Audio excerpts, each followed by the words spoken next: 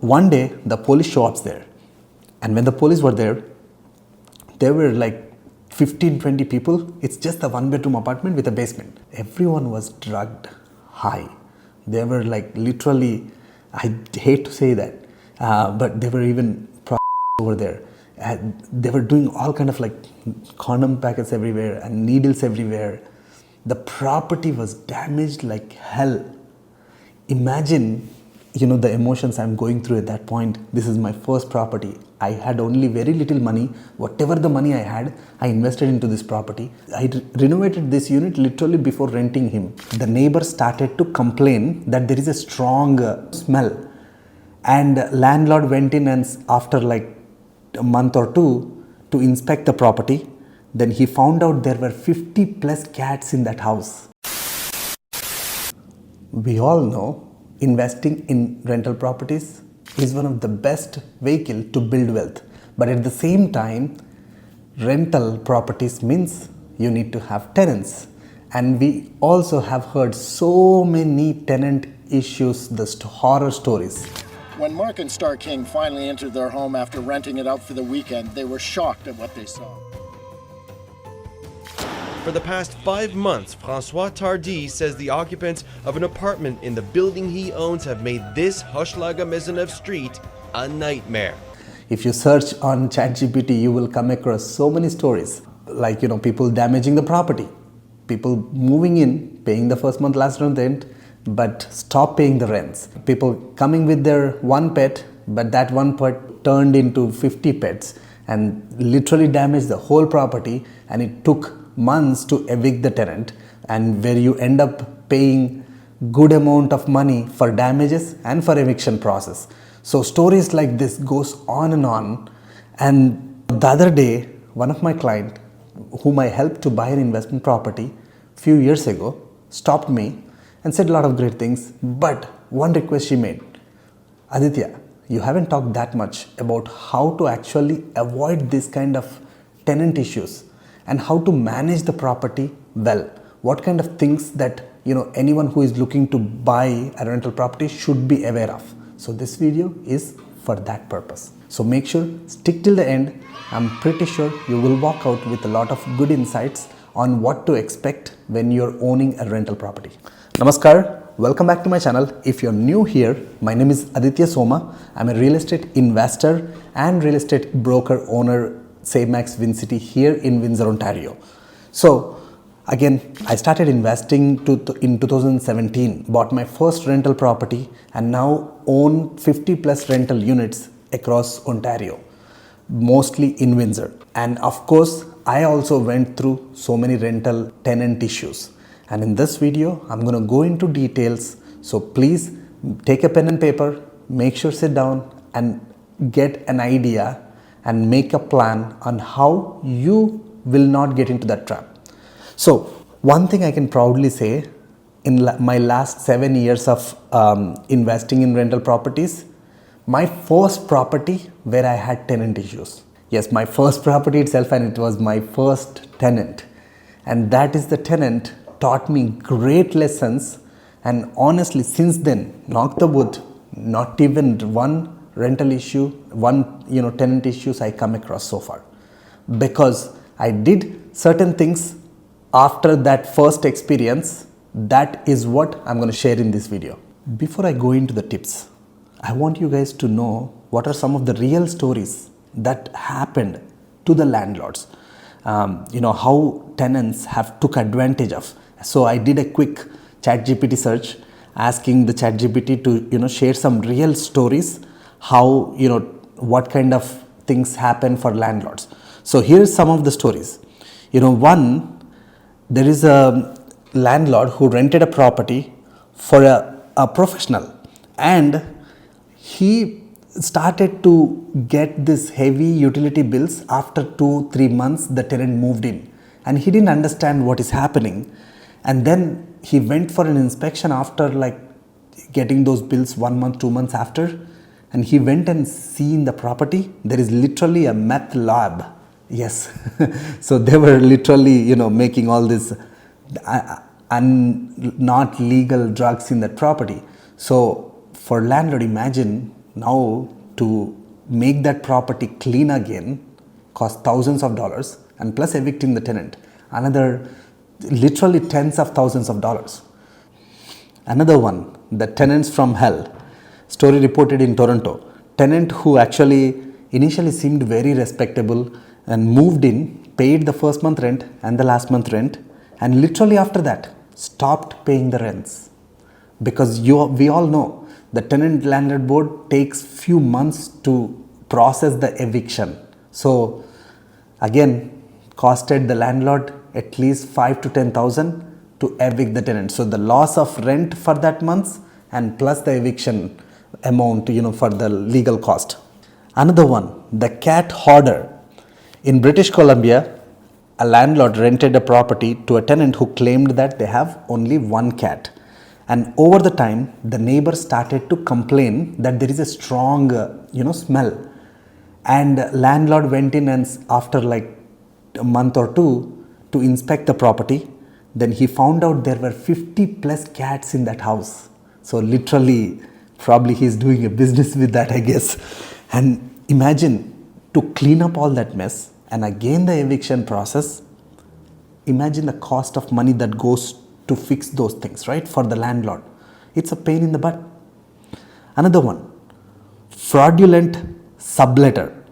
So this is a young professional who rented the property, and probably the lease did not had any clauses about the subletting, and this person went and sublet that property on Airbnb. So now the property is on Airbnb and the owner did not know. After a few weeks or months, the neighbor started to complain that there is so much noise coming in. And then when he started to analyze what's happening, there were parties going on every weekend because it's on Airbnb, and literally property was damaged. 35 to 50,000 damage happened to the property, and now to recover that damage and get the tenant out is a big pain in the butt for the landlord. Another one, bed bug infections. There is a landlord who rented to a tenant who, when he moved in, he got his furniture, right? And the furniture came with the bed bugs. The bed frames, mattresses, probably they were evicted before, he don't know. But this bug slowly started to infect into the next units. And the other units started to complain that they have bed bugs. And when they started to inspect where all this issue started, now again trace back to this landlord's tenant who got these bugs. So again, to treat the process, and the other tenants complaining, it's a condo building, so there is a literally legal notice given to the landlord to pay for the expenses even for the other units in that building. So imagine the expenses that goes in, and there is more. Again, I can go on and on, destroying the property, fake landlord scams. This stories never end. Then what is the real solution? And here's my personal story. This is my first property, and again, literally this close to got me out of investing in rental properties. So I rented out for a single guy who was disabled, and he's getting money from the government. So the profile seems so good, and I felt so bad for this tenant because he's disabled, he cannot work, and he's older guy.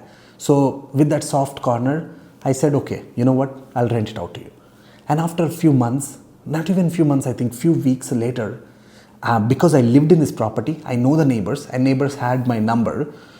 Neighbors called me. First call was like, hey, there is so much noise coming in your property. This is like around 1 a.m. And then the calls were continuously coming from 2-3 neighbors on a regular basis. Then I'm like, what is really happening? And I told them, look, if it is really bothering you, call the police, but I also try to find out what is happening. And I tried to call the tenant, call the property manager, no response. So even I didn't have an option, I called the police.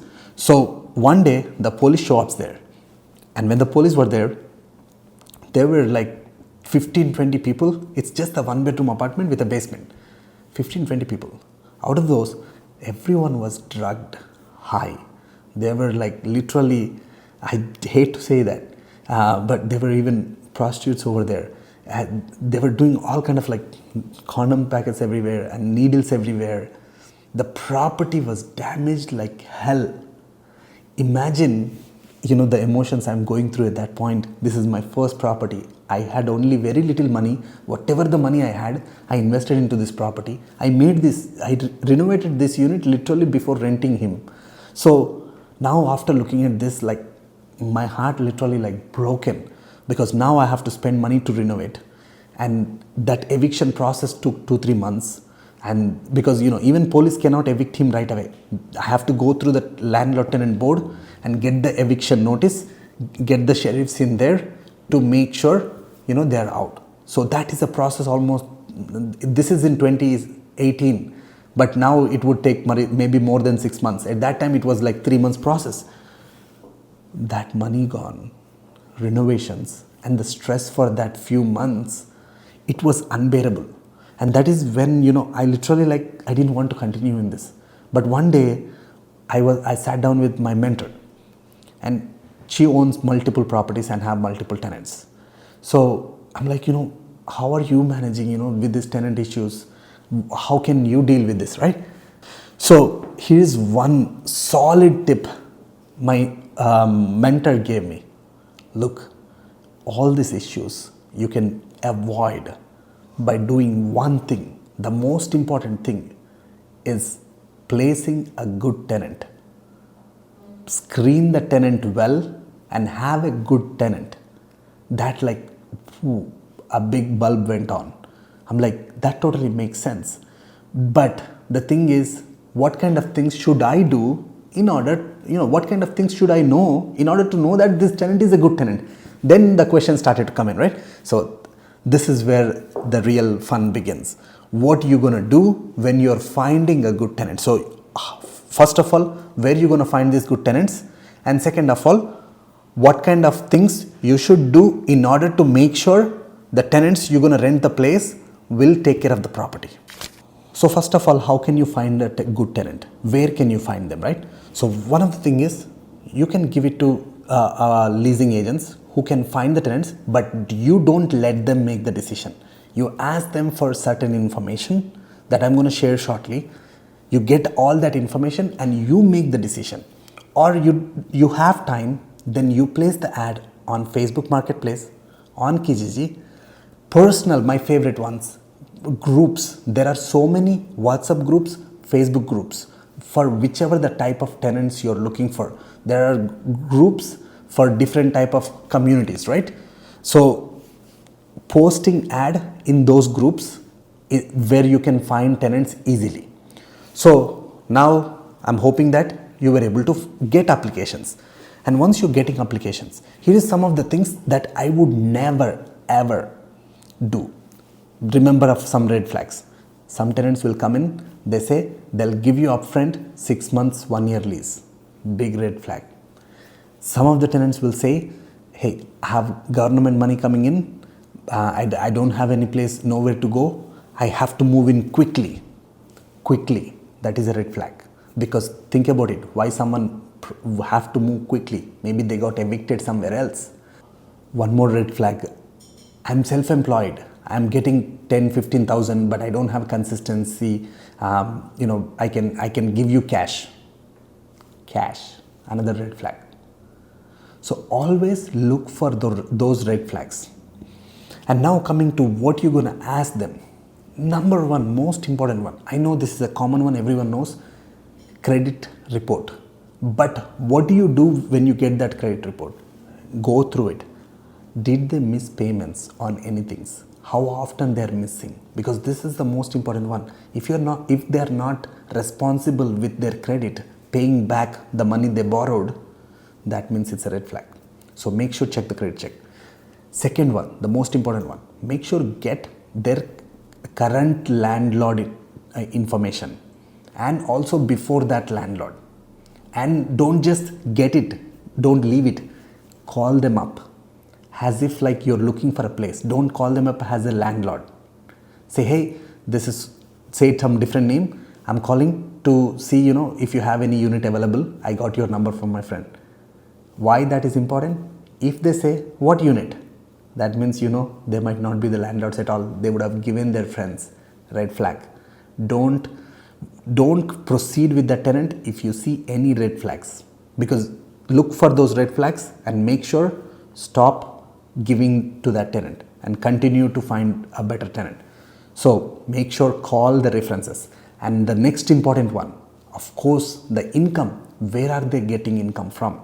If they are employed, make sure call their employer. How long they've been at that employment. If they've been very recent, then ask for the previous employer. Make sure call. Google. You can find the company name very easily. You don't even have to call the number they gave. You can call the number that is online and call that number. Employee reference is very important, because what if they're lying that place they are working, actually they're not even working. And also the employment letter and the pay stubs, review. Do they look legit? Because come on, we're in a world, everything online, you can search at a fingertip. But don't be lazy in this, especially in this step, because this is what can save you from thousands of dollars. And knock the wood, after that first tenant issue, I took the tenant screening very, very seriously. And I started to do all these things. If I cannot do it, I tell my wife to do it. This thing, we would never leave it on the property manager. We would never leave it on the leasing agent. I personally do it, because this going to save me headache, stress, money. So landlord references, job letter, pay stubs, and finally, don't forget to search their name online. Search their name online. Why it is important? Because you can easily find nowadays, majority of them are somewhere on social media, somewhere on LinkedIn, somewhere you can find who this person is, what they do, what is their background. Because once you have all this information, trust me, don't you think you will get a good tenant? And once you have a good tenant, this is my last tip. Make sure, create a good bonding. Establish a very professional but a good relation where you open the channel for them to communicate. Any issues come up, anything that happens in the property, where they will be comfortable to let you know. And when they let you know, don't delay, don't respond after 5 days, 10 days, oh, it's just an issue. Make sure, respond to them on time. Another tip, once you place the tenant, let's say, at this point in time, you got the tenant, you happy with it, and you got the deposit, you place them, and now take time every 3 months, if possible every 3 months, if not every 6 months. I would prefer every 3 months, if you can every month. One visit to the property. Put on your calendar, one visit to the property, just to make sure. Tell them just a regular inspection to make sure how is the filters, how is the property, how is everything look like. So this visit will save you thousands of dollars later on. It's literally 1 hour. It doesn't take more than 1 hour if you're investing in your same city. But if you're someone investing from let's say Toronto here in Windsor, then just ask your property manager to go do the inspection. Ask your leasing agent to help you. Pay them $20 or $30 for that visit, but ask them to take pictures and videos and send it to you. And when you check those pictures, make sure, give them a checklist. What are all the things to check? Now you will be fine, because this is what I follow, and this is what kept my tenants happy and myself happy. Another last thing, my wife personally does this every Christmas. She goes and gives a small gift card and a small letter saying, thank you so much for being our tenant. Just maintain that relation. Say thank you for being there, taking care of the property, instead of being that, landlord who, because a lot of the times, even landlords don't show enough respect for the tenant, and the tenants don't treat the property the same way they would treat their own property. But once you start respecting your tenant, because by this time you already know your tenants are great tenants, now just take care of them. Just like, McDonald's, Tim Hortons, how they take care of you when you're there, always the same service. Same way, always keep the relation same, professional.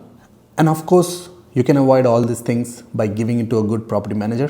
But there are some other challenges with the property managers also. In the next video, I'm going to talk about in detail about how to hire a good property manager and how to maintain that. Also, if I missed anything, let me know. If you had any tenant issues, I want to hear your story, because this is something, it's just not about me. I want to hear your stories and how you handled. Let us know in the comments below. If there is any interesting story, I'll definitely make a reel on that one. So I would love to hear your stories if you had anything. And if you have good stories also, any tips that you follow, let me know in the comments below, because we all can learn from each other. With that, signing off. Thank you so much, and I'll see you in the next video.